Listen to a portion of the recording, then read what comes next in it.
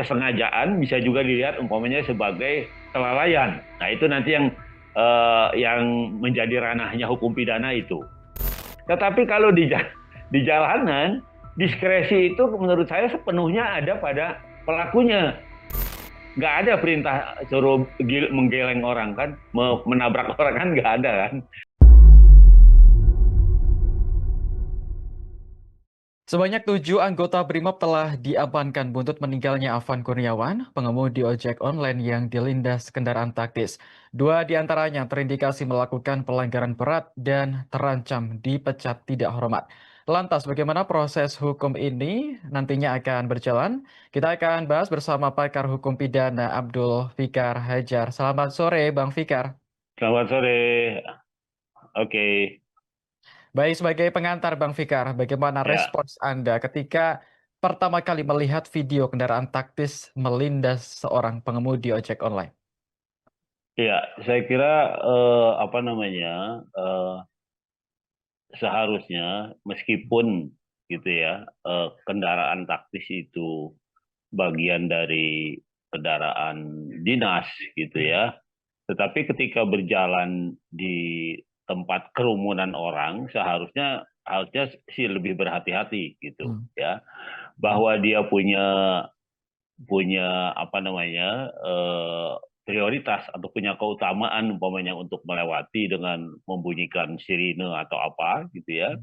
Ya itu boleh boleh boleh saja itu, protokolnya seperti itu gitu. Tetapi di dalam apa namanya, kerumunan orang, apa demonstrasi atau unjuk rasa seperti itu, seharusnya kehati-hatian dari pengemudinya itu lebih lebih ditekankan gitu. Nah, karena bagaimanapun juga se apa namanya, sedinas-dinasnya itu kendaraan gitu ya, se apa namanya, dalam sebagaimanapun dalam tugas, setinggi apapun tugasnya gitu ya, ya tetap kehati-hatian ya dalam kerangka pengamanan itu harus harus dikedepankan gitu.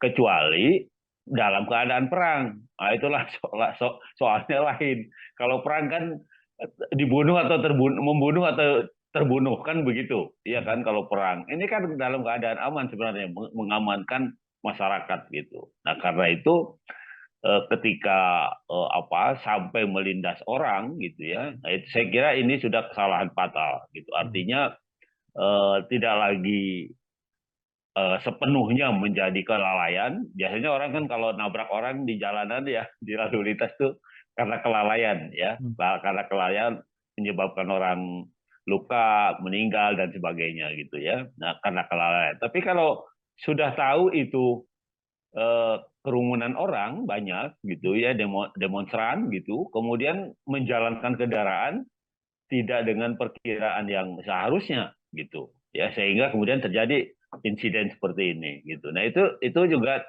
pasti akan dipertimbangkan nanti di dalam peradilan, apa para tersangka ini ya, para terdakwa ini nanti pasti akan dipertimbangkan seperti itu. Nah kan juga seperti juga kendaraan pada umumnya pasti ada pengaturan, apa namanya, pengaturan kecepatan gitu ya, umpamanya dalam situasi yang aman, umpamanya lancar lalu lintasnya, kendaraan bisa apa di jalan tol umpamanya kan bisa di atas 60 70 orang bisa lari gitu ya. Tetapi ketika di jalan yang bukan tol ya, paling paling apa namanya, paling kencang atau paling keras gitu ya, paling-paling 60. Ya, itu pun kalau memang keadaannya sepi gitu. Tetapi umumnya di jalan di dalam kota itu ya orang bawa mobil itu antara 20-30 lah gitu ya, 20-30 per kilometer gitu. Itu sudah hati-hati. Nah, dengan terjadinya apa insiden seperti itu, seperti ini ada apa namanya, insiden pelindasan orang gitu ya. Nah, ini saya kira apa namanya, seharusnya gitu eh, lebih hati-hati gitu karena ada di dalam kerumunan gitu. Kendaraan itu dijalankan di dalam kerumunan. Nah, karena itu kalau kemudian sampai juga melindas orang, nah saya kira itu udah soal apa antara kesengajaan dengan kelalaian itu menjadi blur gitu, menjadi apa kabur gitu. Ya karena udah tahu apa situasinya banyak orang, tapi masih dijalankan kendaraan dengan seperti biasa umpamanya. Sehingga kemudian ya tidak bisa terhindarkan ada orang yang tertabrak. Begitu. Oke, baik. Berarti kesimpulannya tujuh anggota BRIMOB ini dalam kapasitasnya kan sebagai anggota Polri tentu akan berhadapan dengan komisi etik dan sebagainya. Berarti ketujuhnya ini juga akan kemungkinan akan menghadapi potensi hukum pidana, Bang Fikar. Betul, ya, karena dia petugas negara, ya Hmm? alat negara, kepolisian dalam hal ini, maka kan ada dua tingkat.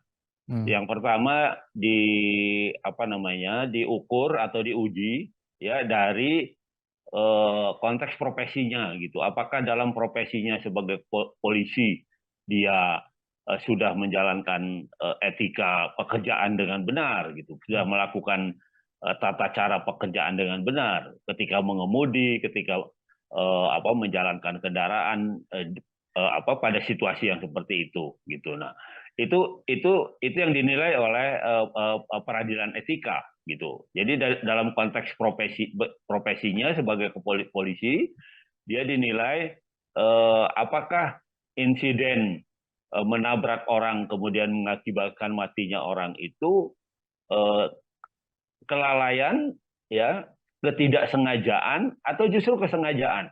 Gitu. Hmm. Nah itu akan dilihat ya dari sudut etika profesinya. Jadi sebagai polisi umpamanya mungkin dia punya privilege dibanding masyarakat umum ketika bawa mobil umpamanya.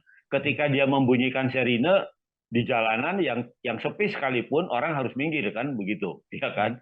Tapi kalau apa masyarakat umum kan nggak boleh ya pakai sirine itu bahkan dilarang kecuali ambulan gitu ya kan.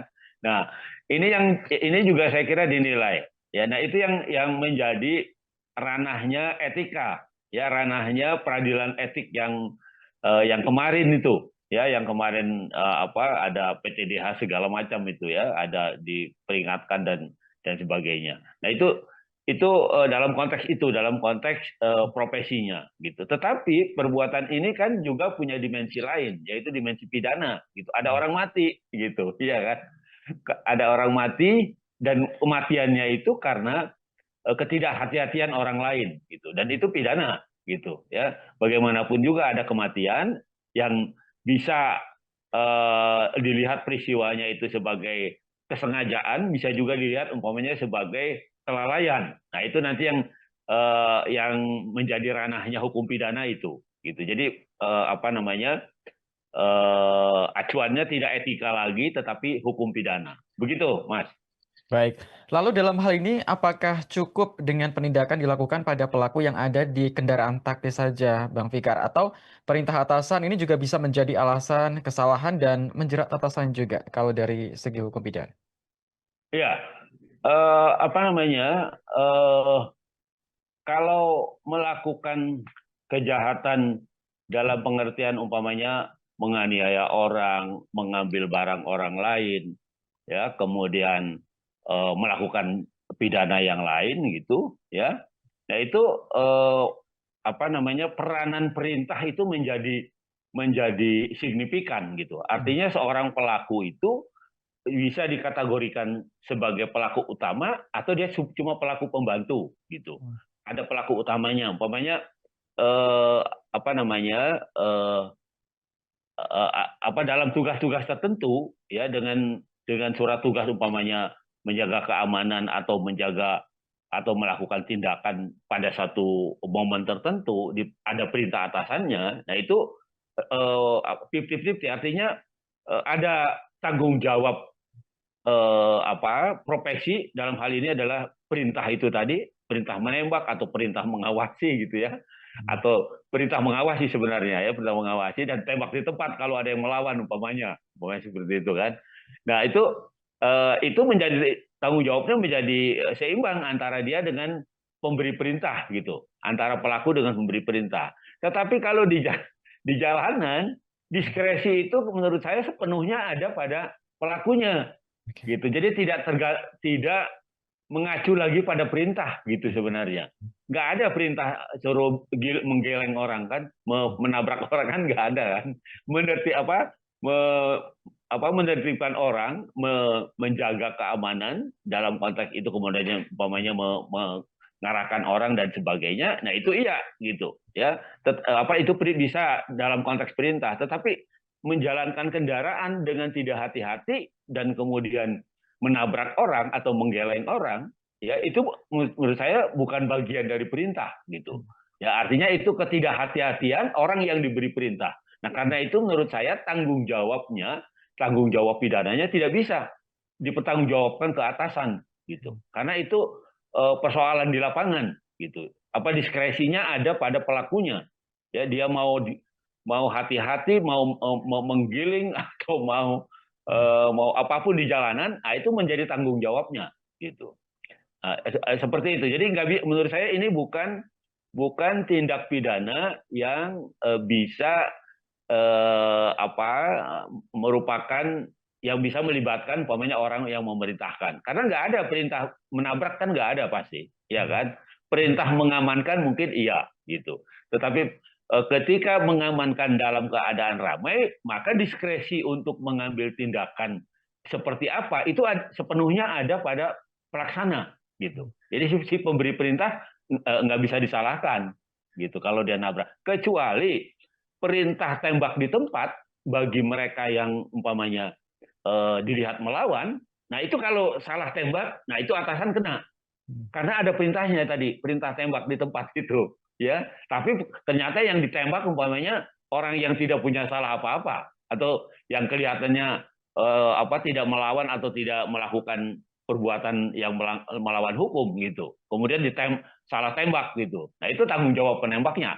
Atasan juga ikut bertanggung jawab karena perintah tembaknya gitu, bahwa kemudian pelaksanaannya salah tembak, maka kesalahan terbesarnya ada pada pelaksananya gitu. Nah, itu bisa dikaitkan gitu. Ya, tetapi kalau kalau membawa kendaraan gitu ya, membawa kendaraan dan menggiling orang, ya saya yakinlah itu tidak disengaja gitu ya. Artinya karena kelalaiannya, ketidakhati-hatiannya kemudian tergiling itu orang gitu ya, tertabrak itu orang ya, bukan sengaja ditabrak. Saya yakin itu ya. Nah, karena itu pasti itu areanya adalah ketidakhati-hatian si pelakunya. Begitu, Mas. Oke, lalu Anda mengatakan bahwa ini ranahnya memang masuk ke pelanggaran hukum karena efeknya kan menghilangkan nyawa seseorang seperti itu, Bang Fikar. Lalu kalau Ya, potensi pasal-pasal yang dilanggar apa saja yang kemungkinan akan dijerat pada para pelaku ini? ya. Dalam satu peristiwa ketika ada orang yang meninggal dunia, mati, ya, kan bisa beberapa kemungkinan. Hmm. Ya, kemungkinan pertama pembunuhan, Hmm. iya kan? Pembunuhan kalau sudah pembunuhan itu pasti unsurnya ada kesengajaan kan gitu ya kan. Nah, tapi peristiwanya ini adalah ada orang mati kan gitu, ada orang mati, satu pembunuhan, dua bisa juga penganiayaan umpamanya. Ya, pembunuhan dan penganiayaan derajatnya tuh sama karena bisa juga dilakukan secara sengaja gitu. Ya, pembunuhan tidak ada yang kelalaian gitu ya.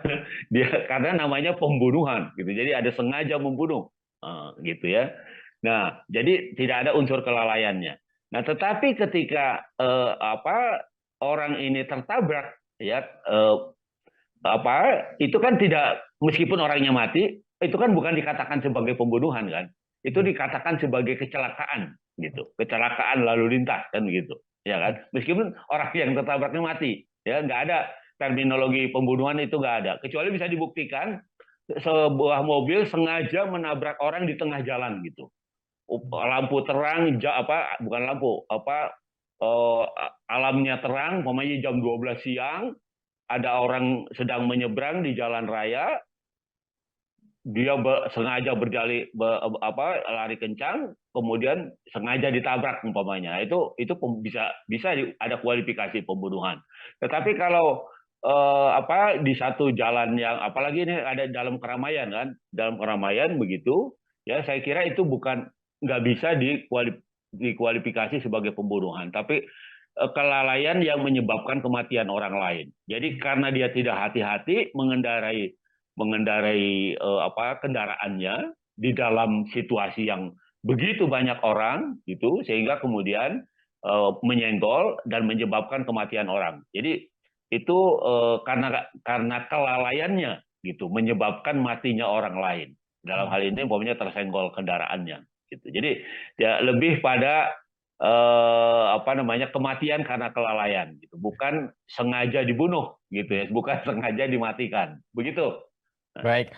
Lalu kasus ini kan sedang diproses oleh Polri, Bang Fikar. Lalu Anda sendiri melihatnya bagaimana? Sudah cukup transparankah Polri dalam menangani kasus ini? Misalnya kemarin 7 pelaku ini sudah diperiksa dan bahkan disiarkan secara live di Instagram Divisi Humas Polri. Anda melihatnya seperti apa, Bang Fikar?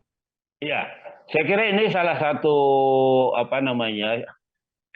konsekuensi ajas keterbukaan ya Hmm. negara ya, termasuk di dalamnya adalah kepolisian gitu. Nah karena itu kemudian mestinya sih disiarkan di TV langsung ya, tapi mungkin nggak ada TV yang sengaja mau ini ya. Kemudian ya sekarang kan media itu udah banyak ya, ada media massa, ada media sosial kan gitu ya. Padahal artinya kan sama kan, media massa dan media sosial sama-sama media masyarakat ya. Nah tapi kalau media massa biasanya dimiliki oleh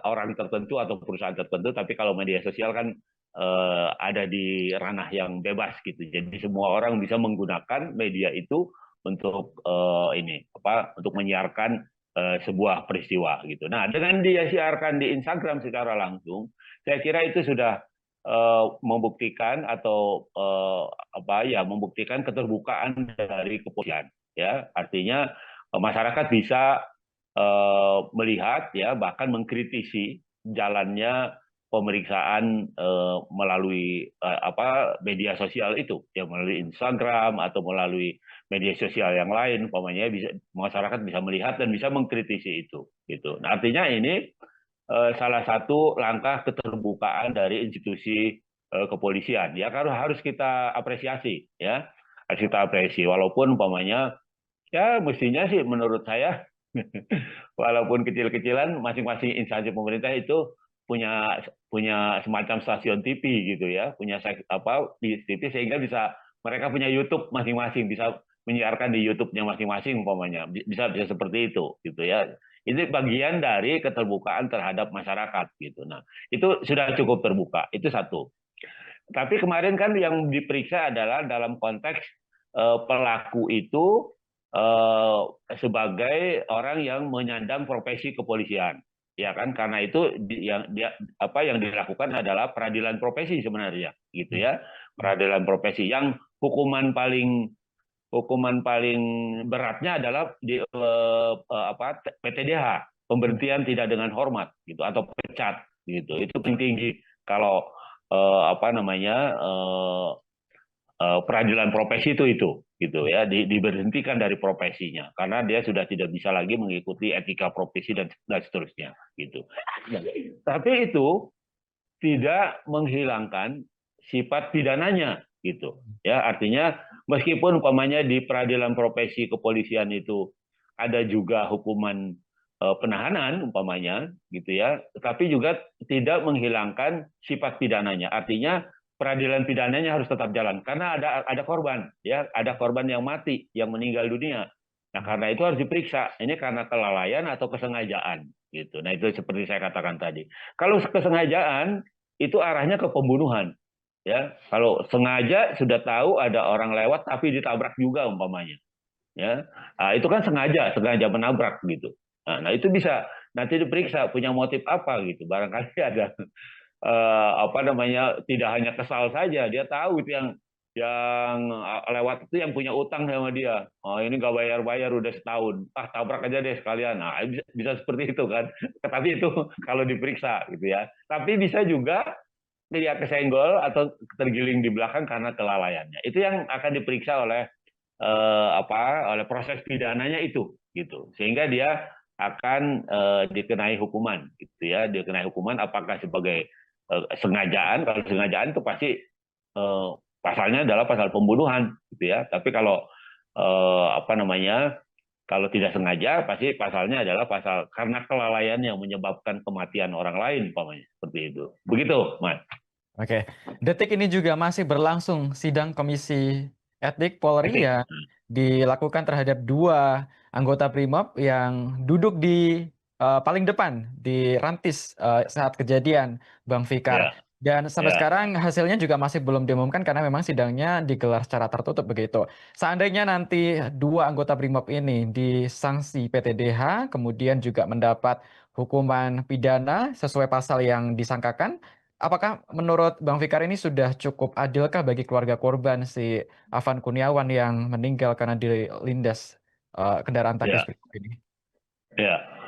Ya, kalau apa proses etika seperti ini belum Hmm. masuk ke pidana sebenarnya, Hmm. ya.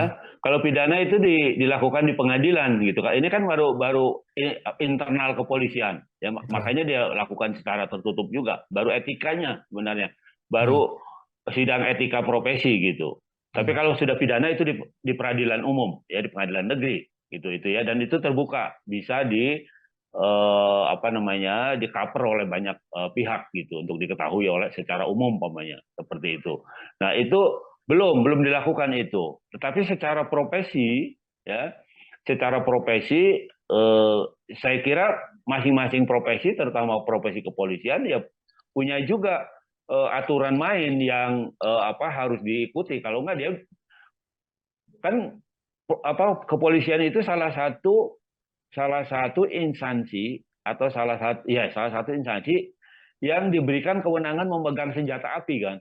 Nah, itu ini apa namanya, walaupun dalam konteks ini bukan penggunaan senjata api, tapi lebih pada kehati-hatian membawa kendaraan. Maksud saya dengan kewenangan itu, nah itu akan lebih etik profesinya itu lebih berat gitu. Ya, maksud saya harus harus benar-benar dilakukan gitu. Apakah perbuatan yang terjadi atau kejadian yang karena perbuatannya itu dilakukan secara sengaja atau karena ketidakhati-hatiannya gitu, atau karena kelalaiannya. Nah, itu yang diproses secara etika. Tetapi itu juga yang akan diproses dalam proses pidana. Kalau proses pidana pasti terbuka, ya, karena sejak polisi bukan dikeluarkan, apa, dikeluarkan dari angkatan bersenjata, apa, dari tentara nasional, ya. Waktu ABRI polisi masih masuk ABRI, ya, tapi begitu jadi TNI, ya, tentara nasional, nah, karena polisi bukan tentara, dia dikeluarkan dari TNI. Nah, sejak dikeluarkan dari TNI, dia tunduk pada peradilan sipil, dia tunduk pada peradilan umum, sama dengan masyarakat sipil gitu. Kalau di TNI kan peradilan militer, ya, dia punya peradilan sendiri gitu. Tapi kalau sejak polisi menjadi angkatan sipil, menjadi institusi sipil, ya, maka ranah atau peradilan yang punya kewenangan mengadili adalah pengadilan negeri. Nah, kalau sekarang belum itu, mungkin sedang proses penyidikannya gitu ya. Yang sekarang ini baru peradilan etika gitu, peradilan etika profesional kepolisian gitu. Kalaupun dia apa dihukum diberhentikan, itu dalam konteks kesalahan dia menjalankan profesinya gitu. Tetapi dalam konteks dia melakukan satu perbuatan yang dapat dikualifikasi sebagai kejahatan atau sebagai tindak pidana, itu belum dilakukan. Itu ranahnya di peradilan umum, di pengadilan negeri dalam hal ini. Begitu, Mas. Baik, jadi apapun nanti hasilnya dan kita juga tunggu bersama bagaimana ranah pidananya nanti akan diproses, Bang Fikar ya. Semoga Ya, hasilnya ya, apapun nanti juga bisa memenuhi rasa keadilan dari pihak ada. keluarga korban. Betul, betul. Kita berharap begitu. Semoga peradilannya Hmm. bisa juga nanti ada apa, TV yang berbaik hati menyiarkan secara langsung gitu ya. Dan itu bisa disaksikan oleh masyarakat gitu, dan itu akan lebih baik gitu. Apa keadilan di dalam masyarakat itu bisa lebih tercapai. Begitu.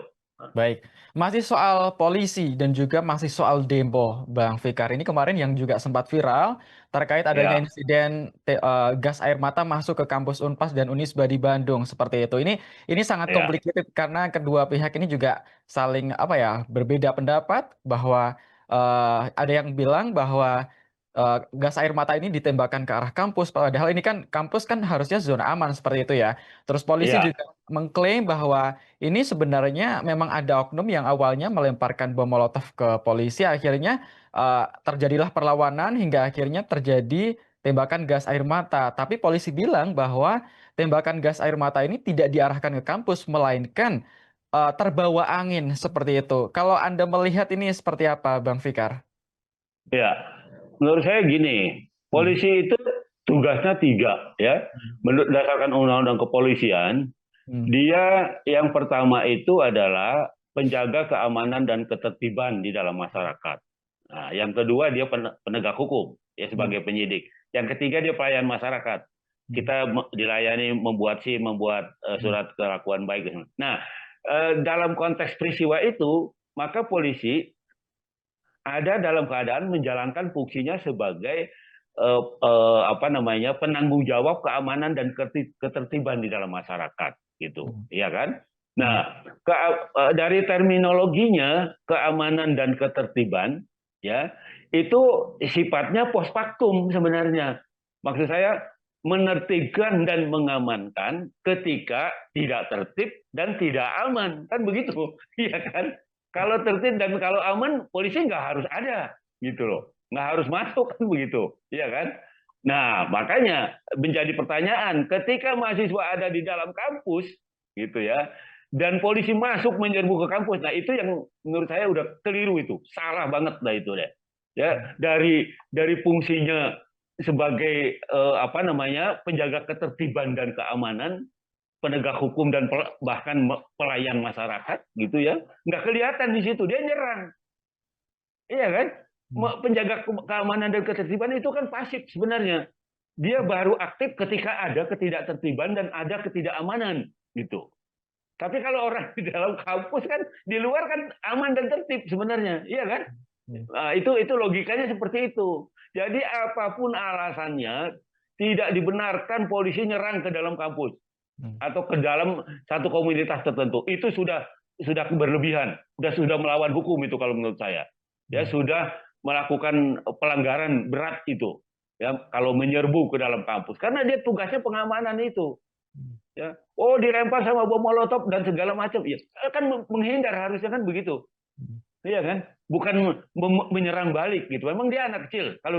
Kalau ditimpuk atau disambit nyambit lagi, kan enggak juga gitu. Polisi polisi tidak jangan menempatkan diri sebagai anak kecil, sebagai orang yang kemudian sakit hati ditimpa. Dia pengayom.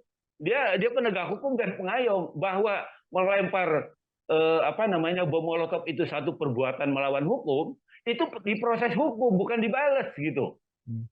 mestinya diamankan, ditertibkan gitu. Bukan dia serbu ke dalam, kemudian dilempar lagi pakai bom molotov atau ditembakin segala macam. Bukan begitu. Itu bukan polisi, itu bukan pengaman, itu bukan pengayom masyarakat gitu. Itu justru menjadi lawan, jadi lawan masyarakat kan. Nah seperti itu. Masyarakat itu kan macam-macam, ya kan?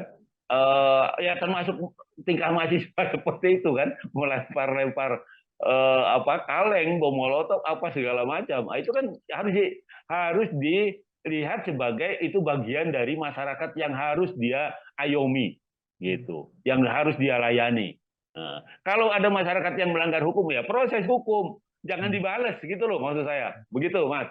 Oke, lalu ini yang menjadi sorotan soal alasannya, Bang Fikar. Ini Mm-mm. dalih terbawa angin ini memang apakah bisa dibenarkan, Bang Fikar? Kalau kita lihat ini kan alasan yang tidak asing seperti kasus Kanjuruhan dulu, dulu kan juga seperti itu alasannya terbawa angin seperti itu. Kalau dari segi hukum Ya, seperti apa?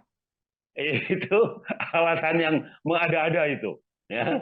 alasan yang dicari-cari Hmm. terbawa angin. Hmm. Ya harusnya angin juga sudah bisa diantisipasi. Hmm. Kalau nembaknya atau apa mengarahkannya keluar kampus ke tempat lain, nggak mungkin itu masuk ke dalam itu. Hmm. Ya, kalau anginnya ke kampus kemudian sengaja ditembakkan yang masuk ke kampus, ya artinya sengaja itu apa mengarahkan ke sana. Jadi menurut saya nggak ada alasan itu, ya nggak ada alasan. Sepanjang sekarang kan gampang, Hmm. di setiap jalan itu ada CCTV, apa CCTV, tinggal dilihat aja dia mengarahkannya kemana.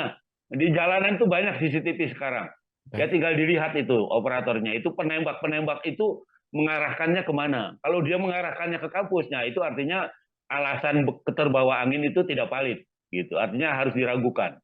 Nah, begitu. Nah, Baik, terakhir Bang Fikar, bagaimana sedianya hukum bekerja dalam mengatasi aksi demonstrasi ini? Kita lihat polisi kan memang juga sebagai aparat keamanan negara, ini kan tugasnya juga mengamankan jalannya demonstrasi seperti itu. Kemarin mantan Menko Polhukam Mahfud MD bilang bahwa posisi seorang polisi ini juga sebenarnya serba salah ya. Kalau mereka tidak tegas ya dalam menyikapi perintah seperti itu, mereka juga akan ditegur atasan. Tapi kalau mereka terlalu tegas atau terlalu represif terhadap massa, mereka juga salah. Sebenarnya apa yang harus dilakukan polisi dalam bekerja dalam hal ini mengamankan demo di Indonesia?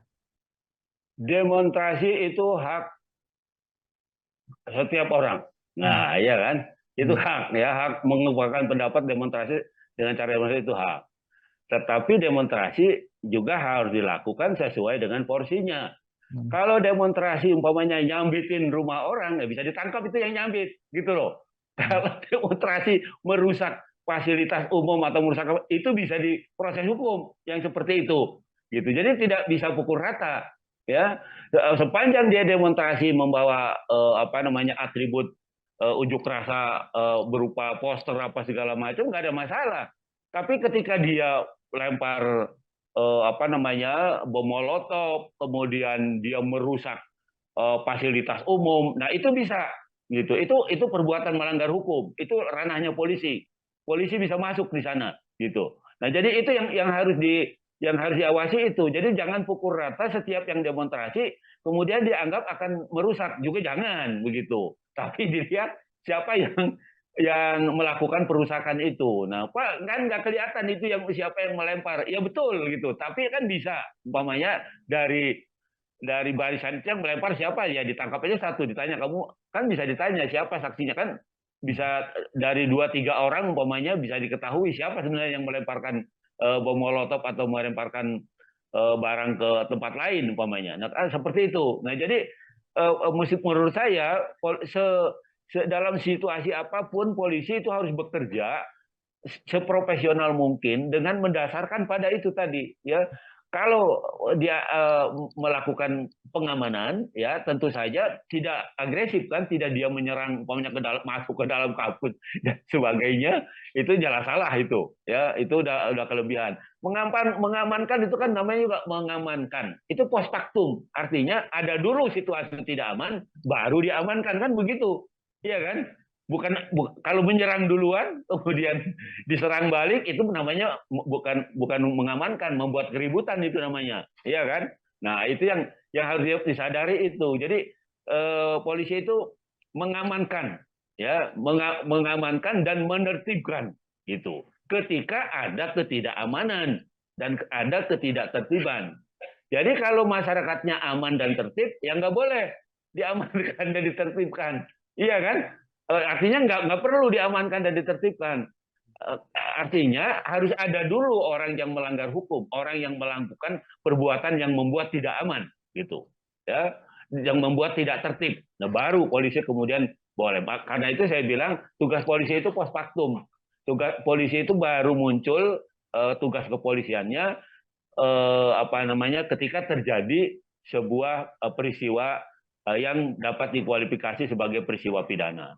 Kalau sebelumnya dia bisa melakukan apa namanya semacam penyuluhan, semacam apa namanya upaya-upaya supaya tidak terjadi peristiwa pidana, umpamanya menyuluhan, memberikan pemberitahuan, tapi nggak boleh melakukan upaya paksa, umpamanya untuk supaya mahasiswa tidak melempar bom, ditangkap aja, dimasukin dulu, nggak boleh begitu, itu namanya sudah melakukan upaya paksa menangkap. Nah, itu over capacity, itu over kelebihan gitu, kalau berlebihan tindakan gitu, over acting ya, kelebihan tindakan. Nah, tapi itu tadi mengamankan dan menertibkan itu artinya post factum.